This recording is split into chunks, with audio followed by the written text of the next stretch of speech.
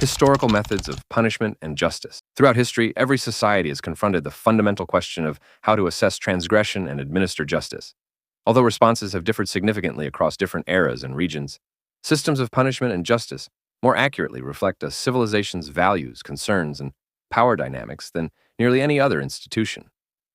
From public executions intended to instill fear and ensure compliance, to restorative practices aimed at rehabilitating communities, historical methods of punishment were seldom solely focused on the offense itself. They served as instruments of social regulation, moral guidance, and political dominance. Comprehending the methods by which justice was upheld in historical contexts elucidates not only the progress of contemporary legal systems, but also the enduring prevalence of certain punitive notions in the present day. Justice in primitive societies, tradition and retribution. In the initial human societies, formal legal frameworks were absent. Justice was predominantly founded upon custom, tradition, and collective consensus. When conflicts emerged, elders or tribal leaders frequently served as arbiters, interpreting customary norms rather than relying on codified laws. Punishment during this period was generally characterized as retributive. The objective was to restore harmony rather than to rehabilitate the offender. When an individual caused injury to another, the response was frequently immediate and proportionate. This concept was subsequently formalized in the principle of lex talionis, an eye for an eye. Blood feuds were a prevalent occurrence. If an offense remains unaddressed, it may incite cycles of reprisal between families or clans. To avert perpetual violence, certain societies established systems of compensation, whereby offenders provided products, livestock, or labor to victims or their families. Justice was primarily concerned with upholding social cohesion rather than the interests of the state. Ancient legal codes, governance through intimidation. As civilizations grew in size, informal methods of justice became inadequate. Legal codes were established to standardize sanctions and reinforce authority. One of the earliest examples is the Code of Hammurabi from ancient Babylon, dated approximately to 1750 BCE. Engraved in stone and publicly exhibited, it detailed particular offenses and their associated penalties. Many of these incidents were severe, involving mutilation and execution. These laws did not conform to contemporary standards of equality. Punishment frequently varied according to social standing. Offenses committed against nobles were met with more severe penalties than those committed against commoners or enslaved individuals. Justice was fundamentally concerned with maintaining hierarchy and ensuring equity. Public punishment served a vital function.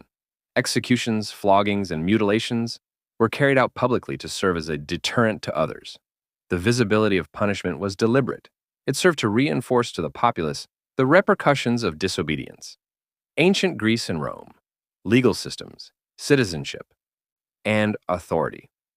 In classical Greece, concepts of justice differed among the various city-states. Athens established one of the earliest jury systems, in which citizens directly participated in judicial determinations. Trials were conducted publicly, and rhetoric assumed a prominent role. Justice was regarded as a civic obligation, although full participation was limited to free male citizens. Punishments encompassed fines, exile, revocation of citizenship privileges, and capital punishment. Exile was especially prevalent, as it served to eliminate individuals considered a threat to the social order without resorting to execution. Rome advanced its legal frameworks by establishing sophisticated judicial institutions, cultivating a professional legal class, and codifying statutes in writing. Roman punishments were frequently severe, particularly for subjugated individuals and non-citizens. Crucifixion, involuntary labor, and public executions served as instruments of imperial authority.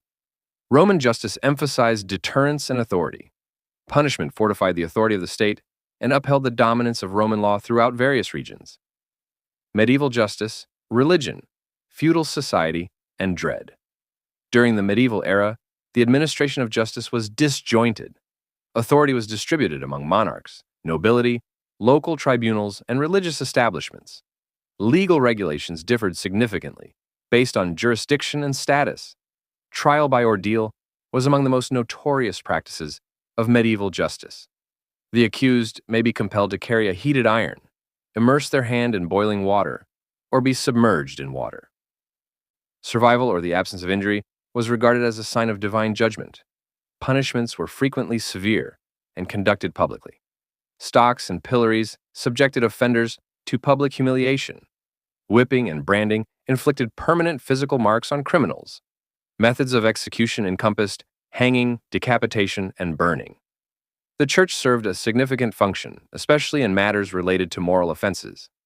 Heresy, blasphemy, and witchcraft were regarded as existential hazards to society and were subject to severe punishment. Justice was inherently connected to theology, and punishment was regarded as both a means of correction and a manifestation of divine judgment. Public punishment as a spectacle. A characteristic hallmark of pre-modern justice was its publicly conducted nature. Executions served as public spectacles, attracting substantial audiences. Authorities contended that observing punishment would strengthen compliance and uphold moral order. This methodology attained its zenith in early modern Europe. Crimes were penalized not solely to eradicate offenders, but also to convey a message. The criminal's corpse transformed into an emblem of state authority. French philosopher Michel Foucault notably contended that these spectacles were more about exhibiting authority than ensuring justice.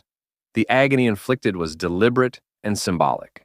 Over time, however, the efficacy of public punishment started to diminish. Crowds occasionally expressed sympathy for the condemned, transforming executions into acts of defiance rather than deterrence. The transition toward imprisonment. During the 17th and 18th centuries, perceptions of punishment started to evolve. Enlightenment philosophers questioned whether brutality genuinely served to decrease crime. Philosophers such as Cesare Beccaria contended that punishment ought to be proportionate, rational, and primarily focused on deterrence rather than retribution. This resulted in the emergence of prisons as the principal means of punishment. Incarceration was regarded as a more humane and more manageable form of confinement. Instead of exhibiting punishment openly, societies started to conceal it behind fortifications. Early correctional facilities were severe environments, emphasizing segregation, forced labor, and strict discipline. Rehabilitation was frequently addressed, but infrequently implemented with effectiveness. Nonetheless, the transition represented a considerable transformation. Punishment shifted from the physical body to the psyche. Justice beyond Europe. Varied methodologies. Although European systems frequently predominate in historical discourse, various other cultures have cultivated unique approaches to justice. In numerous indigenous communities, justice prioritized restorative approaches over punitive measures. The objective was to rectify damage and facilitate the reintegration of offenders into society. Elders facilitated dialogue, emphasizing accountability and fostering healing. In Imperial China, the legal framework integrated Confucian principles with rigorous statutes. Punishment is designed to uphold social harmony and reinforce respect for hierarchical structures. Corporal punishment and exile were prevalent, yet moral education held a central significance. Islamic legal traditions established a comprehensive jurisprudence that carefully balances punishment, mercy, and evidence. Although some penalties were stringent, rigorous standards of proof frequently restricted their implementation. These systems serve as a reminder that justice has never been universal or inevitable. It is influenced by culture and values, the significance of class and authority. Throughout history, justice has seldom been applied equitably. Social class, gender, ethnicity, and social status influenced the manner in which laws were enforced. Elites frequently encountered less severe penalties or evaded punishment altogether. The impoverished and marginalized populations were disproportionately subjected to targeting. Justice systems perpetuated established power structures, portraying inequality as a form of order. This disparity prompted uprisings, reforms, and ongoing philosophical discussions that persist to this day. Transition from retribution to reform. By the 19th and 20th centuries, numerous societies increasingly prioritized rehabilitation, education, and reintegration. Juvenile justice systems were established. Capital punishment has decreased in certain areas. Human rights frameworks have redefined legal standards. Nevertheless, ancient concepts never entirely vanished. Calls for severe punishment re-emerge during periods of dread and instability, reflecting long-standing instincts for retribution and spectacle. Contemporary justice systems are founded upon a hierarchy of historical precedents aiming to balance punishment, deterrence, and rehabilitation, though often with inherent imperfections. Lessons from history on the nature of justice. Historical methods of punishment were not arbitrary acts of brutality. They were reactions to societal requirements, technological constraints, and dominant ideologies. What appears barbarous in the present era was frequently regarded as essential or even compassionate in its historical context.